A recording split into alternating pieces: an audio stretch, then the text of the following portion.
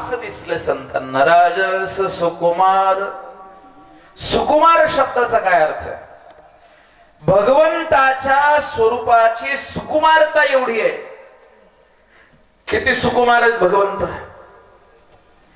कमळाच्या फुलामध्ये जन्माला आली म्हणून नाम कमलजा. नाम कमलजा.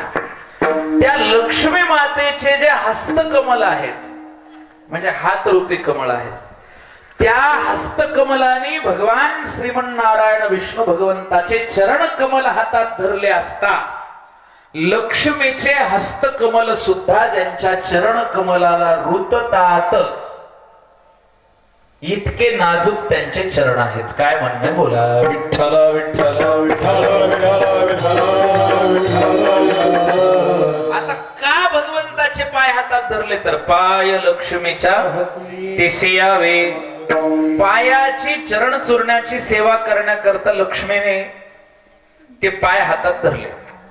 पाय लक्ष्मीच्या हाती तिसे यावे का कुळती. ऐका बरं. आता लक्ष्मी मातेचे हात किती कोमल, कारण जिचा जन्मच कमळातून झाला म्हणून जी कमलजा आहे. आणि नुसती कमलजा नाही, ती कमलासनावरच विराजमान होते आणि म्हणून तिचं नावही कमलाच आहे. वचन आहे का कमलापती. लक्ष्मीचं नाव काय कमळा. कमळा इतक्याच नाजूक हाताने भगवंताच्या चरणाला स्पर्श केला तर ते हात सुद्धा रुततात. पद्मपुराणात वर्णन आहे. इतके भगवंताचे म्हणून राजस सुकुमार. आणि काय सगळ्या ब्रह्मांडाची सत्ता त्यांच्याकडे आहे, त्याच्यामुळे राजासारखं तेज आहे. आणि कसला पुतळा मदनाचा. कामदेवाला सगळ्यात सुंदर म्हणलेले पुरुषामध्ये.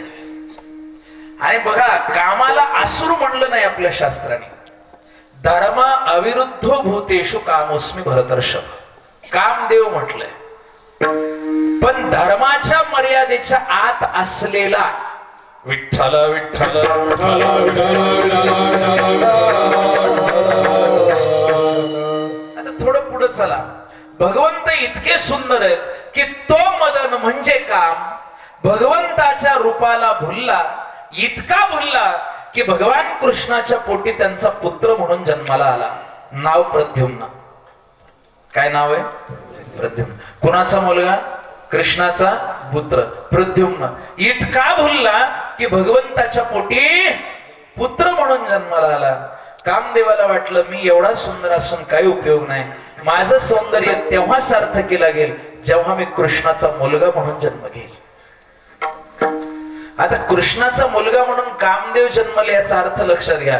कृष्णामुळे कामदेवाला जरा शोभा आली, त्यांचा मुलगा आहे.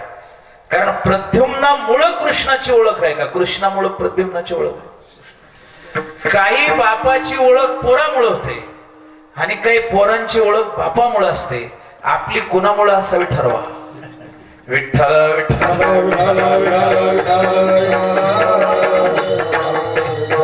आणि काही काही बापाची पोराची ओळख दोघांची कुणालाच नसते.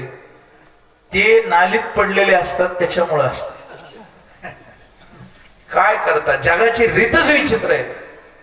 हे बघा, तुमची कीर्ती असायला पाहिजे, पण ती 4 प्रकारची कीर्ती आहे. स्वकर्तृत्वे उत्तम.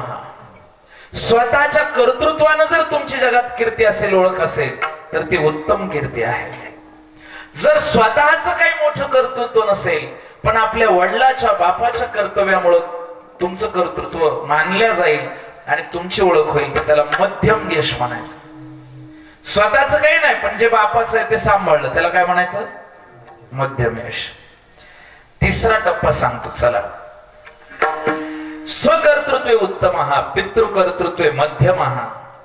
एखाद्याची ओळख जर आजोळ कडून होत असेल, आमक्याचा भाचा आहे, आमक्याचा भाचा आहे, तमक्याचा भाचा आहे. भाच्यांना पण महत्व असतं बरं का. काही क्षेत्रामध्ये, काही क्षेत्रामध्ये भाच्याला पण महत्व असतं. तर समजा की 3 नंबरची कीर्ती आहे, कनिष्ठ कीर्ती आहे. पण काही माणसाचं जीवन असं आहे, स्वतःच काही कर्तृत्व नाही, स्वतःच काही कर्तृत्व नाही, बापाला कुणी ओळखत नाही, आजोळचे कोण आहेत कुणालाच पत्ता नाही, ह्यांची ओळख फक्त सासरवाडी कोण असते, आमक्याचा जावाई. असे काही जण आहेत का नाही सांगा.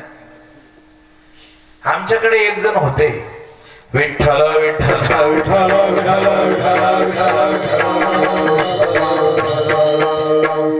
मग ती कीर्ती कशी आहे ते म्हणाले, आधमो आधम हा एकदम 4 नंबरची 4th क्लास आहे ते.